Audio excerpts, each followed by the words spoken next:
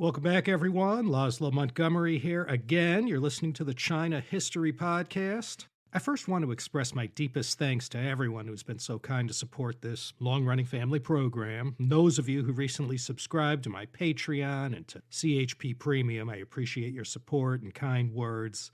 And I hope you enjoy the ad-free listening and other bonus material and early access to these CHP episodes weeks before they show up on this RSS feed. So if you'd like to assist me in my mission, please visit the website at teacup.media and click on support.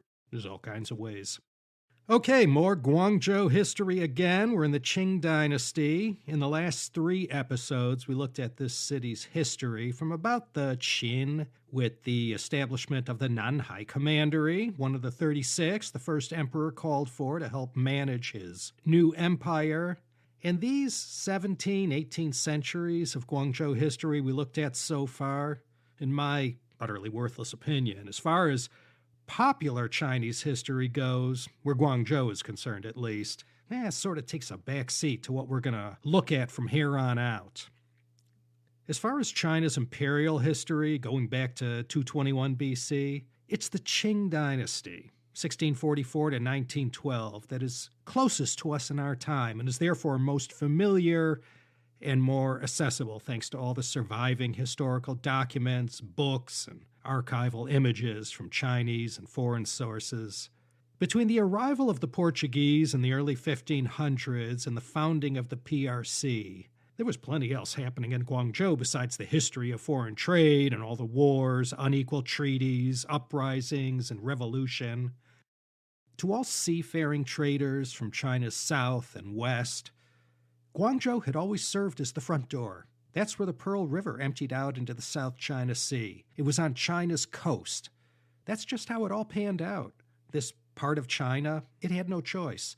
All because of the way the rivers flowed, this city was destined to be what it became. And despite occasional setbacks, all the bounty and traded luxuries and commodities transported between the Mediterranean and the South China Sea were ultimately sold in Guangzhou. It was a peaceful trade, and just as the demand for China's silk and porcelain was enormous, so was China's demand for the spices, hardwoods, and other luxuries brought to China's front door from near and from afar. And after so many centuries of trial and error and lessons learned, the executions, prohibitions, and fortunes made and lost, everyone on both sides, the Chinese side and with the foreign traders, they put a pretty good trade system in place where, well, perhaps no one was ever fully satisfied, but everyone was making money. And every captain or supercargo of every vessel that sailed up the Pearl River estuary to unload their cargo at the port of Guangzhou, they were all well-versed in all the mutual exchanges of gifts, rituals, and all the civilities that had to be uttered and paid attention to. Besides the nitty-gritty of buying and selling, there was a degree of theater as well that had to be dealt with. And foreigners who came to China to trade were always severely restricted, and there was no way to pull a fast one with the Chinese authorities. The rules were very rigid, and no one was allowed to walk around Guangzhou and enjoy the sights. From the very beginning, no matter what they thought of them, the attitude of the China authorities was pretty clear. They were all for trade, but it had to be carried out in a certain way. And because China was such a great and magnificent empire, everyone went along with the program. I mentioned the Fanfang of Guangzhou, where the foreigners resided inside the city. And there were exceptions, but all this import-export trade, as it had long been carried out for 2 millennia, took a huge hit as soon as Zhu Yuanzhang got comfortable on his throne in his palace in Nanjing. I mentioned last time he pretty much set the tone for the remainder of the Ming Dynasty as far as how welcome foreigners were made to feel. They had come to China for either the trade or for religion, and ruining it for everyone were pirates and smugglers. The age of exploration brought more than trade, diplomacy, colonization, and the spread of knowledge. It also brought piracy and thieving, and this blight on humanity engaged in their stock and trade, which depended heavily on coercion, killing, violence, and robbing. And so out of hand did this get. Emperors, beginning with the Ming founder Zhu Yuanzhang, instituted these haijin, or sea bans, that closed down the coastline to trade and allowed it to continue only in an extremely restrictive manner and in the style of the former tribute trade that everyone thought they had seen the last of. So maritime trade continued, but it was hardly carried out like it had been during the good old days of the Tang and the Song. It was during this time of restricted trade and mistrust that the Europeans started showing up. And tea wasn't even a traded commodity yet when the Portuguese came in 1513. Tea won't arrive in Europe until 1610, when it first appears in The Hague. And it won't be until the mid-1600s, perhaps beginning with Portugal's Catherine of Braganza's marriage to Charles II, that tea even started to become such a blockbuster hit. So when the Europeans started showing up in Guangzhou, trade in what was destined to become the most important commodity of all hadn't even begun yet. Macau was an imperial grant, wrote one historian of yore, to the vassals of Portugal for eminent services rendered by them to the Celestial Empire. The authorities in Guangzhou tightly managed the Portuguese in Macau. Whatever the written details were from the Qing Emperor in 1557, in these earliest years, Portugal merely occupied Macau, and the Qing authorities were the ones who pulled the strings, so to speak. In the early decades of the 17th century, traders from other European nations began showing up, and they wanted the same deal the Portuguese had. But that was never to be. What the Portuguese got in Macau was never offered again to anyone else. And so lucrative was the China trade, the Portuguese had to fight off everyone from Europe trying to muscle in on their action. They had to beg the officials in Guangzhou to allow them to build fortifications on Macau and colluded with them to keep the Spanish and Dutch at bay.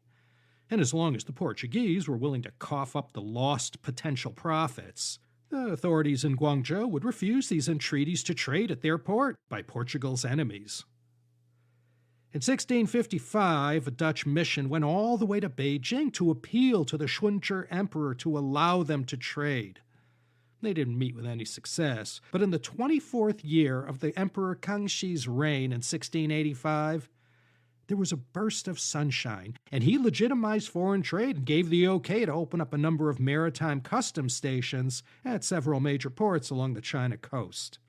And of all the ports, it was in Guangzhou that most traders gravitated to, and for its efficiency in regulating the trade and dispersing a portion of the revenues to the imperial court, the city quickly established itself as the premier port in China.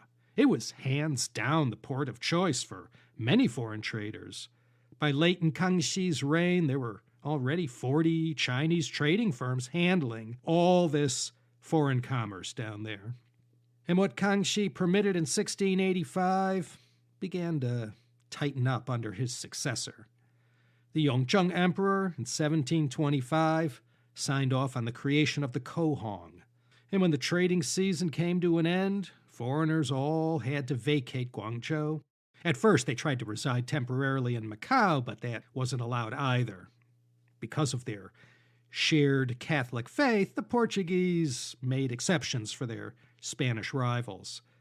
But it's right about here, during Yongzheng's reign, where the problem that would one day lead to war started to become institutionalized. Plain and simple, for reasons mostly concerning the suspicions the Manchu rulers had of the foreign traders, the Qing court cast a wary eye on them.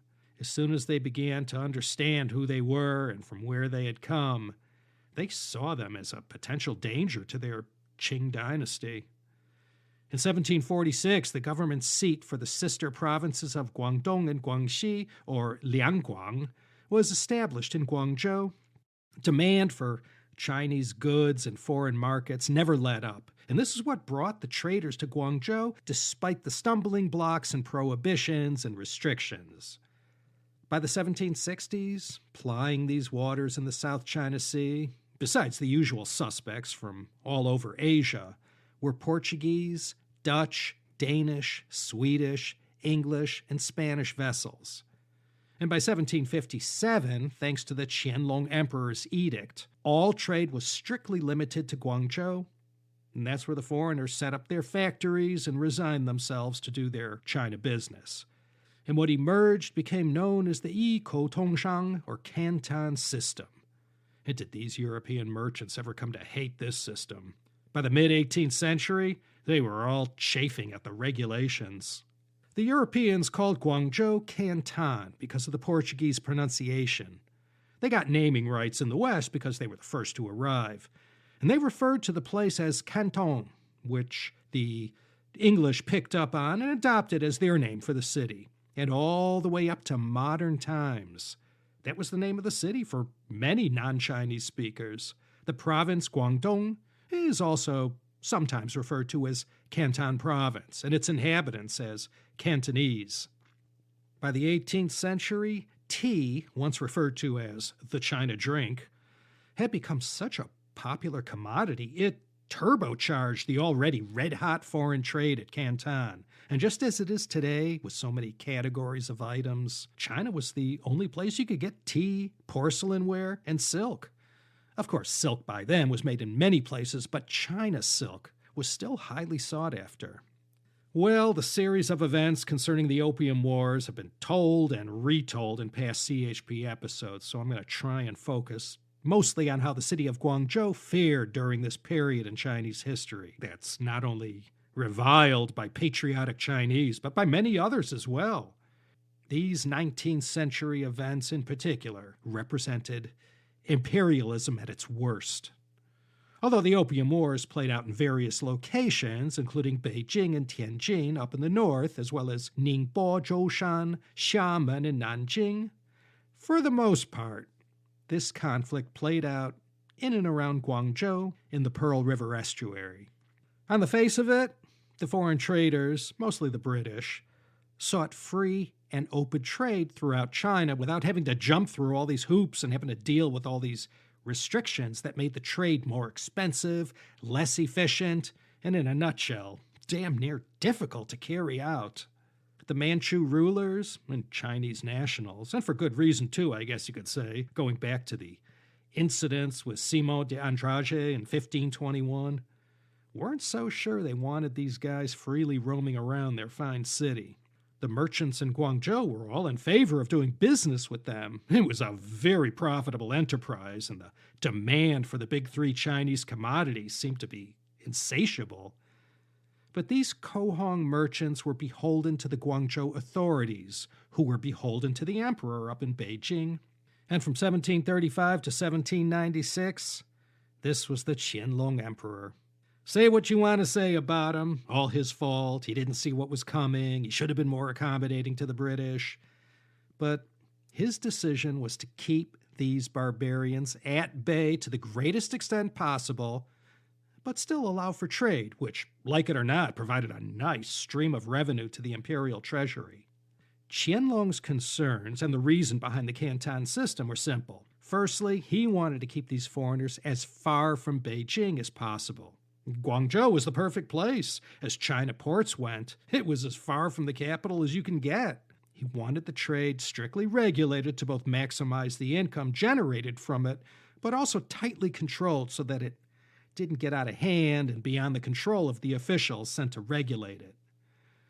What the emperor signed off on in 1745 was a system where each vessel that registered to trade at Guangzhou was assigned one of several Kohong merchants who would act as their exclusive agent to dispose of their cargo and arrange for the purchases of tea, silk, porcelain, and other commodities.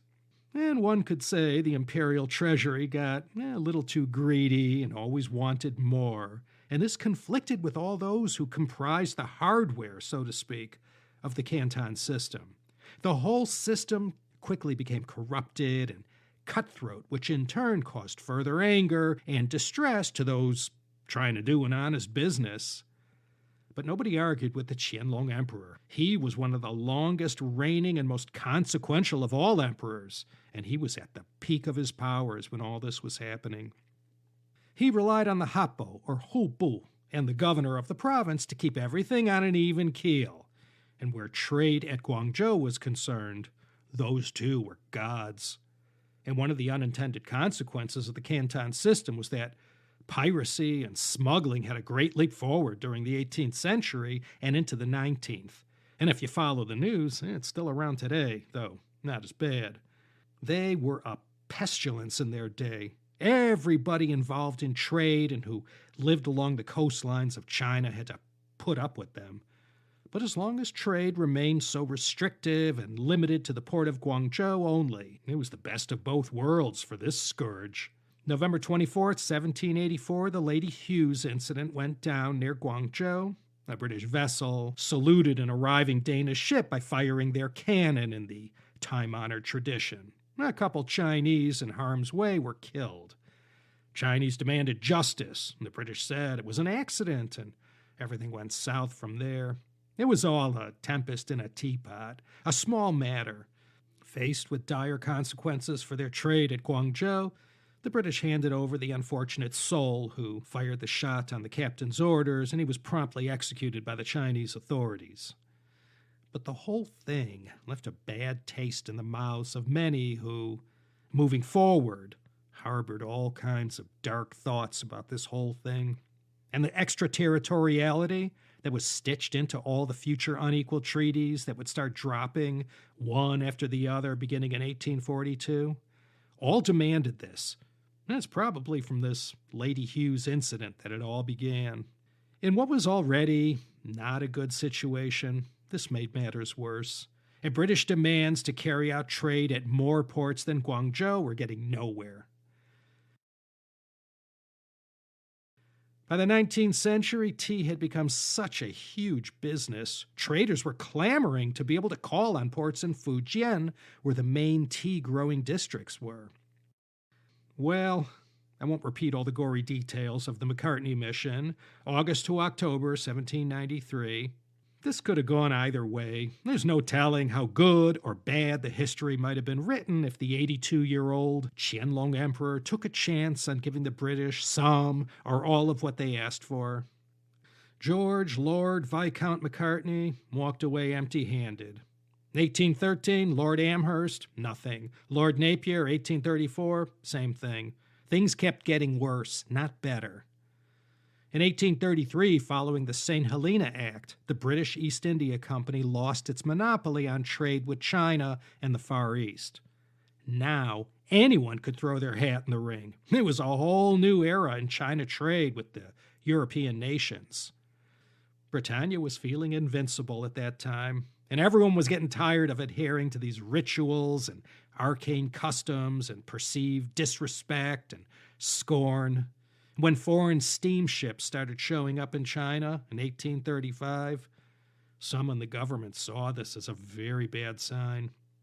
There were enough hard feelings, harsh words, and bad blood that had accumulated since Qianlong demanded the implementation of the Canton System in 1757. And under these conditions, it's safe to use the old cliché that the two sides were on a collision course. And this head-on collision happened right in Guangzhou. Imperial Commissioner Lin Zexu was sent down there in early 1839 on the emperor's orders to deal with the matter of opium. The opium business and all its potential was first recognized by the Portuguese, and they were the first ones to engage in its trade with China upon their arrival in the early 16th century. But the Portuguese were all small-time traders in opium. The Guangzhou Emperor, he tried to outlaw the sale and use of opium in 729, but he didn't have any better luck than the DEA did with America's war on drugs. So despite the bans, the trade in opium never let up all these years. You know the story. The British East India Company cultivated and manufactured the opium and sold it to private country ships who sailed the cargo to Guangzhou, and in this way the EIC kept their involvement in the trade at arm's length and could point to their fig leaf and claim they weren't party to these transactions. Well, Lin Zexu really kicked the hornet's nest when he arrived in Guangzhou and ordered foreign traders to surrender their opium stocks. Captain Charles Elliot was in charge, representing all the vested interests in the company back in the home country, and Elliot's reputation for despising the opium trade in all its forms was well known, and he did the right thing and had the traders hand over their opium to the Chinese authorities, who famously destroyed it all at Human on June 25th, 1839. Elliot demanded compensation for the confiscated drugs, but Lin Zexu rightly refused, as would the DEA, I suppose, if El Chapo demanded the same thing for his cocaine seizures. Elliot made the captain of every vessel take out a bond that guaranteed henceforth they were not carrying any opium on board. And for the time being, the British decided to go along with Lin Zexu's demands. And the black hands behind the First Opium War, Lord Palmerston, Henry Bodinger, William Jardine, James Matheson, and all those other, whatever you want to call them, who probably had no regard for what their actions might lead to for posterity, they got what they wanted. They got their Opium War. Again, I'm not going to repeat the whole history of the Opium War. Let's just look at the main events that went down in and around Guangzhou. You can see it was mostly fought in Guangzhou and amidst all the many islands scattered throughout the Pearl River estuary. Let's go battle by battle. The first battle of Chuan, November 3rd, 1839, was the Icebreaker. It occurred not too far from where Lin Zexu burned all the opium 4 months prior. This was only a minor skirmish and not so important, and only involved a foreign vessel trying to outrun Elliot's blockade to prevent any possible opium sales. But 4 Chinese vessels were sunk, and this was only the beginning. Elliot led his boats away from Guangzhou and laid anchor in Causeway Bay in Hong Kong. And after what had just happened, he knew the Chinese were going to respond in some way. In the meantime, Henry John Temple, 3rd Viscount Palmerston, back in London, was banging his battle drums and wasn't leaving any wiggle room for anyone to avoid a military confrontation. And so, in the summer of 1840, it all began. From the Yongzheng Emperor's decree outlawing the trade in opium in 1729 to this moment, 111 years, Chinese importers of the drug and foreign exporters, led by the British, of course, had thumbed their nose at the imperial court. As long as consumer demand remained strong, neither the buyer nor the seller was going to get out of the business. The first major battles of the war happened up north in Zhoushan, off the coast of Ningbo. Palmerston had his eye on this place and was aiming to take it and plant the Union Jack in Dinghai. He was counting on Zhoushan to become a British possession in perpetuity from which to engage in the China trade. The Manchu official Qi Shan had been dispatched to Guangzhou to replace Lin Zexu, who failed in the emperor's most basic demand of keeping the British away from the capital. Part of the British fleet sailed all the way up to the Yellow Sea, and the other part went south to Guangzhou. Qi Shan and Charles Elliot removed themselves to Guangzhou to sort this whole thing out and find a solution. And for the remainder of 1840 and into 1841, there would be a number of battles, followed by truces, and far away from all the action up in Beijing, Emperor Daoguang was apprised of what was going on in Guangzhou. The reports he was receiving were sanitized to make it appear as if the Qing forces had the British on the run. And after what happened to Lin Zexu, Qi Shan had to be careful to suppress any reports that might indicate things weren't going according to plan. And by the hot summer of 1840, the British had assembled quite a show of naval force. It's hard to imagine the scene today in modern-day Guangzhou when you stand on the banks of the Pearl River, looking out on Shamian Island. It looks so peaceful now. No, it was all-out war back then. Qing forces were amassing at all the coastal forts, from the Bogue, where Human is located, all the way into the city. And leading the Qing forces in Guangzhou were the Guangdong naval commander Guang Tianpei and the general Yang Feng. And each time the British blasted away and let loose with their unmatched firepower, it never ended well for the Chinese side.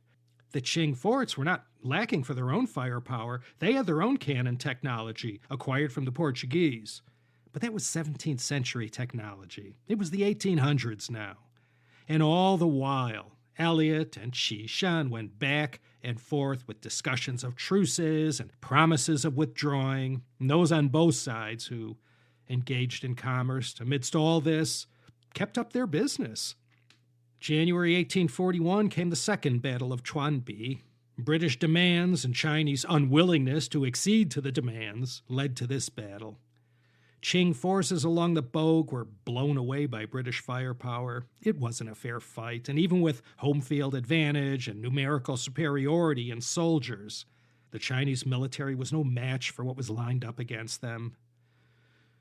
What followed was the Convention of Chuan. It was signed to end the hostilities, but this peace treaty, which saw the cessation of Hong Kong to the British, infuriated both the Daoguang Emperor and Lord Palmerston, who was gunning for Zhoushan and managing everything by remote control from London.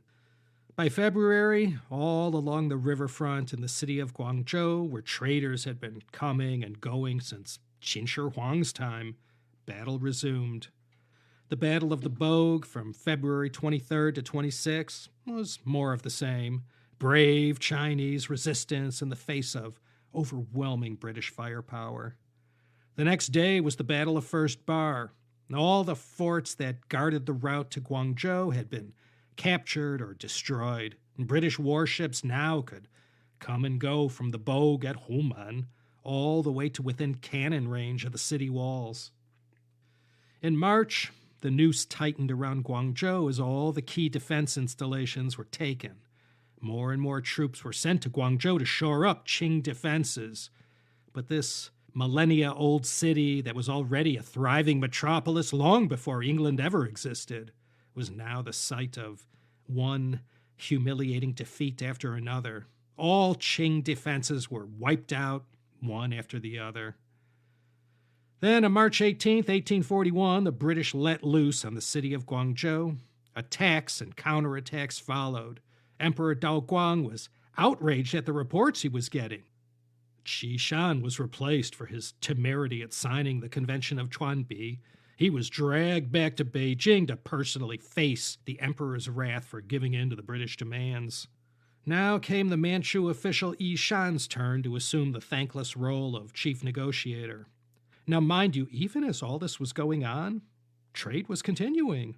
It suffered all kinds of disruptions, but amidst the shelling and guns firing and threats exchanged back and forth, you still had British and Chinese doing business on the riverbanks of the Pearl River. By May 1841, the city of Guangzhou was being bombarded, and the situation never looked more dire.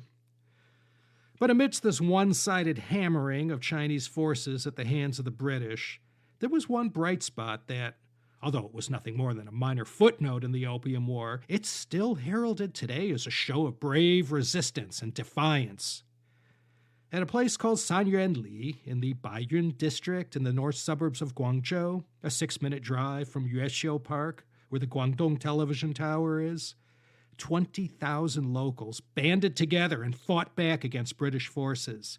The locals were inflamed over British looting of the city, and the spark that set things off was a rumor of the rape of some villager's wife. So the local people at Sanyuanli rose up and used their numerical superiority to surround the British forces. And before they could come in for the kill, the governor was warned that if any blood was spilled, British vessels would open up on Guangzhou and destroy the city. Ultimately, the crowd dispersed, and those British forces who were facing certain death were able to get away. Today, there's a Sanyuanli Revolutionary Martyrs Monument to mark the spot. This was a lone bright spot for the Chinese side amidst a whole series of defeats that saw Chinese numerical advantage fall to British superiority in weapons and firepower. By the end of May, Guangzhou was occupied by the British.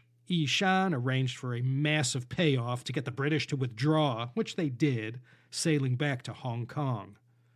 Just as the Daoguang Emperor was dissatisfied with his negotiators, so it was with Charles Elliot. He was time and again lambasted for his conciliatory approach and was angrily replaced as superintendent by Henry Pottinger. Here's where the attention of the Opium War shifted from Guangzhou to the north of China. By end August 1841, Xiamen was taken by the British. But with the new elections in Britain, Palmerston lost his post and was replaced with less bellicose leadership. But the fight continued up the China coast. In Zhoushan and Ningbo, the Qing forces had no better luck than in Guangzhou. Once the winter had passed, fighting resumed in the north in 1842. Shanghai was taken next, and the British forces turned their attention to Nanjing.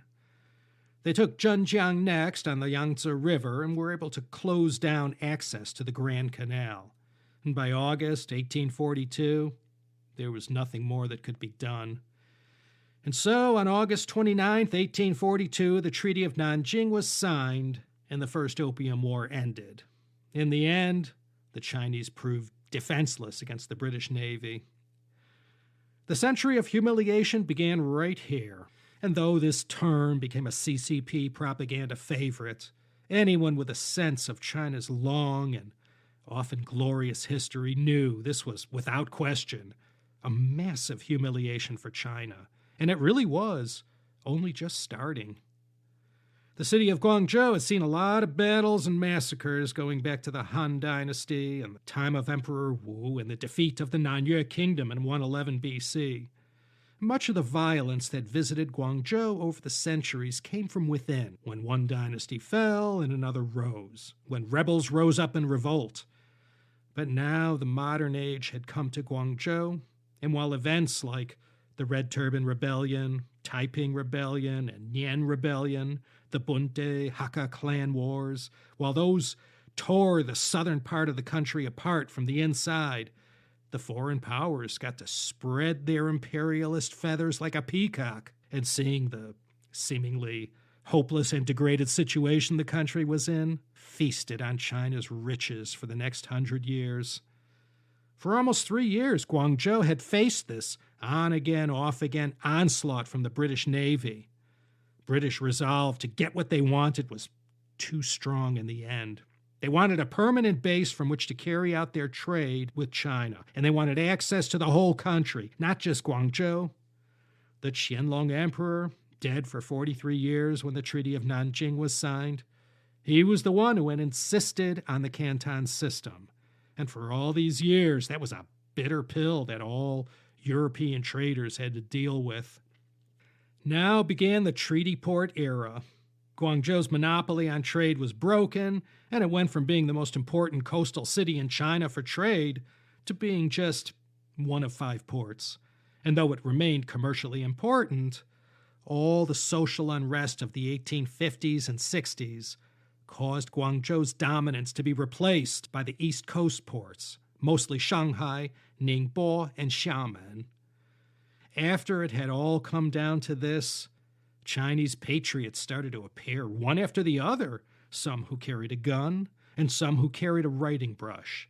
And Guangzhou's new role slowly began to emerge as a region where revolutionaries stared out over the wreckage of the city and planned for a new beginning.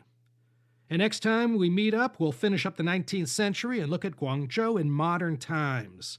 There was a new dynamic now in the wake of the unequal treaties. Western influences in every shape and size began washing over Guangzhou.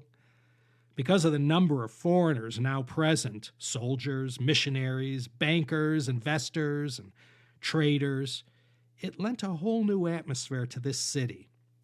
So that's all for next time. And until we reconvene in Part 5, this here's Laszlo Montgomery thanking each and every one of you for your kindness in listening. And please do consider coming back next time for another exciting episode of the China History Podcast.